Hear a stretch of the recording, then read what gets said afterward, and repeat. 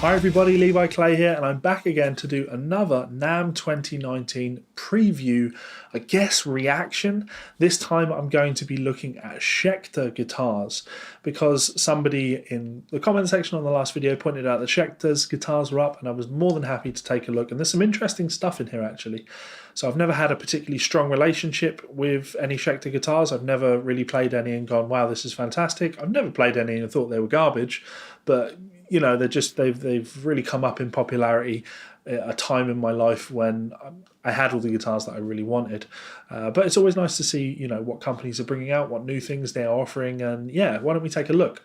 So, yeah, from the look of things, it's a limited amount of offerings, right? There's what?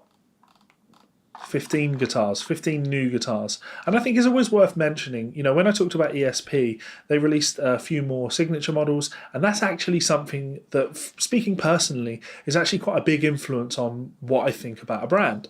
So Ibanez obviously launched a lot of great signature models this year. They launched a lot of great signature models last year. That's two things. There's like a symbiotic relationship there.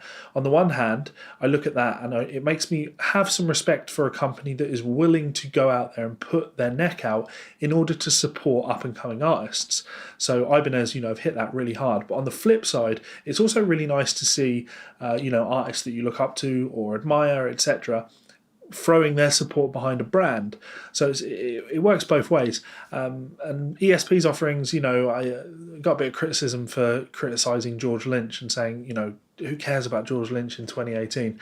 But I do stand by that. You want to see modern, relevant artists really endorsing and pushing a brand. And Schecter kind of do have that going on for them. When you look through their list of endorsers, aside from, you know, Robert Smith of The Cure, and of course Sinister Gates has played their guitars for a long time, you've got some interesting names like Abarth of Abarth, an interesting name to be on there. I've just noticed Jerry Horton's name is on there from Papa Roach. But really the ones that jump out to me would be the modern guys, which would be Nick Johnston and Keith Merrow. So on the modern rock and metal scene, popular online, these guys are up there. Nick Johnston in particular is getting a lot of traction as an instrumental guitar player. So taking a look at the guitars that they have to offer, you know, there is a Nick Johnston signature model. So we will look at that in a second, but let's first deal with these Evil Twin guitars.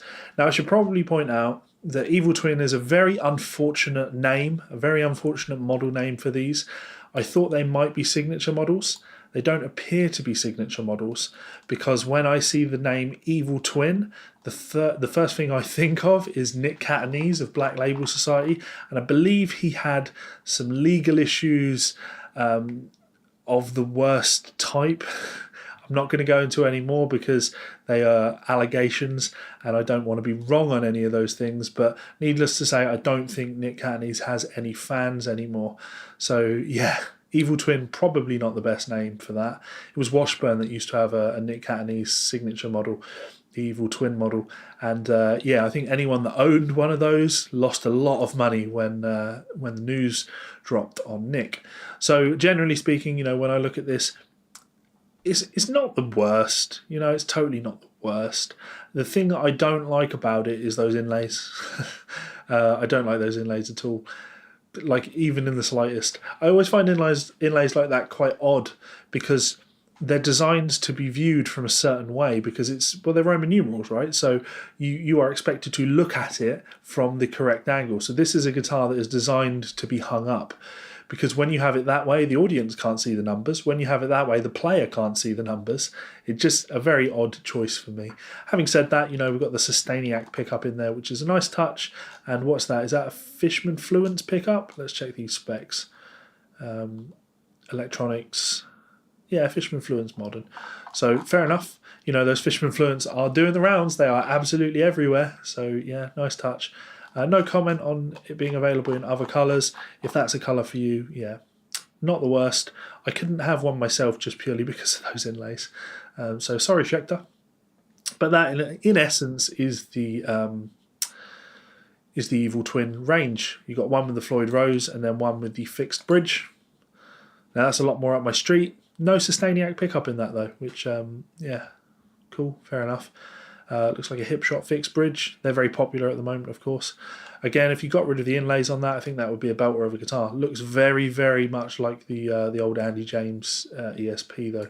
And of course they do the same thing in a 7-string offering. Now what's the scale on that? I guess that's an important question to ask, right? Because I missed this point with, yeah, so it's a 26.5. I'd rather see a 27, but at least it's not a 25.5. So, yeah, good work, Schecter, not too bad. Anyway, now we're on Chris Howarth from In This Moment. Yeah, typical Flying V. Looks like you've just got a custom finish on it. Single pickup. Unfortunately, it's got a tramp stamp on it, but these things happen. The tramp is not just that it has a tramp stamp, you know, this entire graphic just screams the particular artist in question. So stuff like that, anything that points too much towards the artist that plays the guitar, is always a big off-put for me, unfortunately. So not really my cup of tea, but again, 26.5 inch scale for the 7-string, so not the worst. Now the Nick Johnston Traditional, very cool. Very cool. I mean, you know, we know what that is. That's just a Strat. Fair enough. You know, Schecter make really nice Strats, believe it or not. I also can't help but look at it though and think to myself, well, why not just get a Strat? Having said that, you know, it's like I say, it's great that that Schecter are supporting artists. So Nick Johnston, I think he's a risk. He's totally a risk of an artist. How many of these are really going to sell? Are they going to do gangbusters, or is it going to be, you know, particularly not selling a whole lot? Crafted in Indonesia. Okay, so this probably isn't going to be an expensive model, which is good. Yeah, really happy for Nick. He deserves it. He's doing a lot of good work. So yeah, thank you Schecter for supporting artists that deserve it. Randy, I want to say Weitzel. Again, of In This Moment. So you've got the Ouija board type thing. Same inlay, yeah, 7-string. It's the same as before, but now with two pickups, and yeah, 26.5, 7-string. I have to be honest, I've never listened to In This Moment, so I can't really comment on them or their music. V1 Apocalypse, not a fan.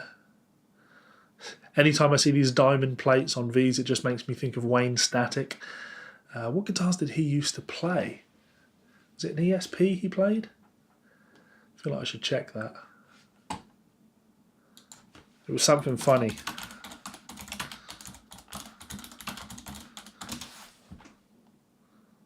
That was a Dean. Of course it was. No, of course that's not online anymore. You can't see that anywhere.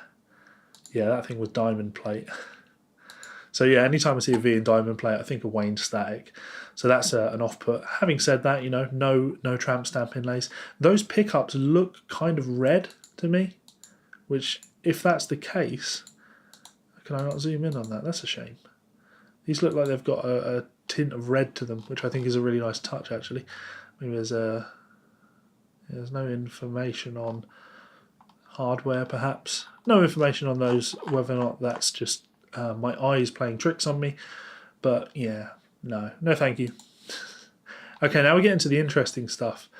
So the Reaper series. Now, I have to be completely honest, I'm not entirely sure if the Reaper series is a new series. My gut instinct when I look at these, of course, is the same thing that people have had with the Ibanez thing, where they're saying, well, hang on a minute, haven't you just made a Kiesel here? These look very Kiesel-like with these sanded through edges on them where you can see both the finish and also the natural wood underneath. I made this comment last year. I feel like Kiesel were like one of the first to the party with that, and if they weren't the first to the party, they were certainly, you know, one of the first. They certainly popularized that. The Reaper series on its own doesn't do all that much for me, right? It wasn't until I got down here to the multi-scales that things became very interesting. So look, we've got some left-handed versions of it, but I want to talk about this Reaper 7 multi-scale, right? So this is the third video that I've done where we have looked at a guitar brand. We did Ibanez, we did ESP, and now we're doing Schecter. Now, when we look at this, this is again a completely different multi-scale guitar. Ibanez put their parallel fret at the 12th fret, and I explained why I don't like that. And then when we looked at ESP, their parallel fret was either at the 5th or the 7th fret. It was lower down on the neck. So it's really interesting to see that Schecter have gone with a fan at the 9th fret. Now, to me, that's probably your perfect middle ground. I do look down here, I look at that first fret and say maybe that's a little bit more angled than I'd like it to be. But when you compare that to an Ibanez, in fact, if I bring an Ibanez up, just realise how noisy that typing is going to be with my microphone right there, right? Mechanical keyboard right next to a microphone, probably not the best. I really want one turned sideways, don't I? Let's look at that. Come on. There we go. Right, so if I just bring this up. Now, because our parallel fret here is at that 12th fret area, if you look at how extreme this fan is down here at the low end, and how subtle the fanning is up at the 12th fret, and you compare that to this, the fanning is nowhere near as extreme down on that first fret. And when you compare that to the ESP multi-scale,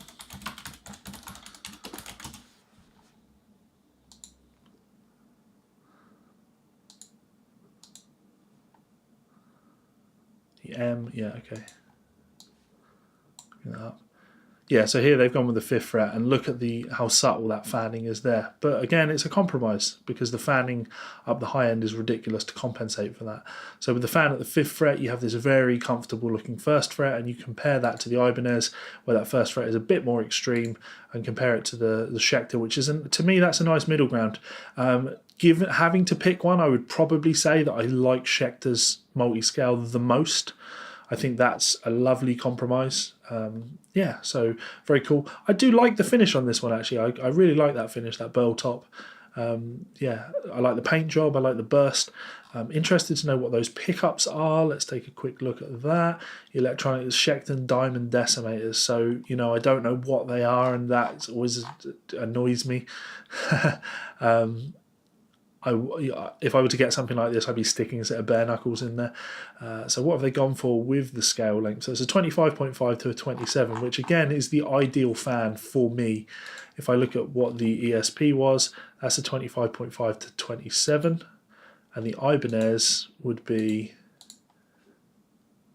well, I'm sure it's probably the same. Yeah, 25.5 to 27. So these all have the exact same, very interesting to me, these all have the exact same multi-scale, the variation in scale, but where that parallel fret is placed makes such a huge difference to the overall, literally ergonomics of the guitar. Now, of course, my most popular video on YouTube was where I'm going to fall through my face. My most popular video was me explaining what multi-scale instruments do, the reason you do that. And I'm still right? Anyone that argues with me still doesn't understand it. The beauty of these is every single one of these is going to have the same tension on each strings. And also the intonation is going to be exactly the same on each of these instruments. But the thing that kind of differs is where that parallel fret is. And you could make the argument, in fact, you could totally make the argument that where you choose to place that parallel fret decides on how ergonomic the neck is. Therefore, we can conclude that because you can place that parallel fret in different places, you can't make the argument that the multi-scale instruments are for the ergonomics, because clearly nobody can agree on the most ergonomic way of placing or where to place that parallel fret. So yeah, but you know, just looking at that, I do think that Schecter is definitely a winner on that. Yeah, beautiful work, guys. So if I go back and have to do the typical which of these would I buy, this is a lot easier because there's very few actual models to look at. Yeah, I would take one of those Reaper 7 multi-scales in a heartbeat. And actually the thing that upsets me about that is I can't see how much they cost. Because the beauty of the Schecter stuff is it's very, very competitively priced.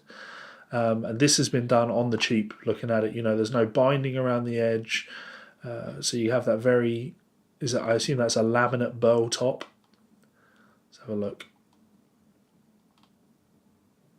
Where would that be? Satin Inferno Burst, black and chrome. Indonesia, sat in front of a top material, yeah, Burl, swamp ash body with a Burl top, and that it's too thin to be a, you know, because you can't hide it with faux binding or anything like that. That's a laminate by the looks of things. Yeah, not a bad effort there, Schecter. Good effort. I am definitely a fan of that Reaper 7 multiscale. I might even say, I would definitely go as far as saying that Reaper 7 multiscale to me is more exciting than anything I saw on ESP's website, and I like that more than any of the 7 strings that Ibanez are offering. So yeah, good work, guys. Very impressed. Anyway, if you have enjoyed that video, I would encourage you to be like one of these awesome people and check me out on Patreon. You don't need to support me for as much as that. You can actually support me for as little as $1. It allows me to take time out and keep bringing you videos like this. So yeah, please consider checking me out on Patreon. By checking this button up here, you can subscribe by clicking this button down here, which of course is a great way to support the channel too. Share this video with your friends. That's another excellent way to support this channel. And then you can check out 2 more of my videos here and here. Thank you so much for all of the support, guys, and please do let me know in the comments section below if you do see any more companies release their 2019 rundowns. I would be happy to take a look at them, give you my thoughts on them, and yeah, I'm going to go and look at this Reaper 7 multiscale some more. Laters.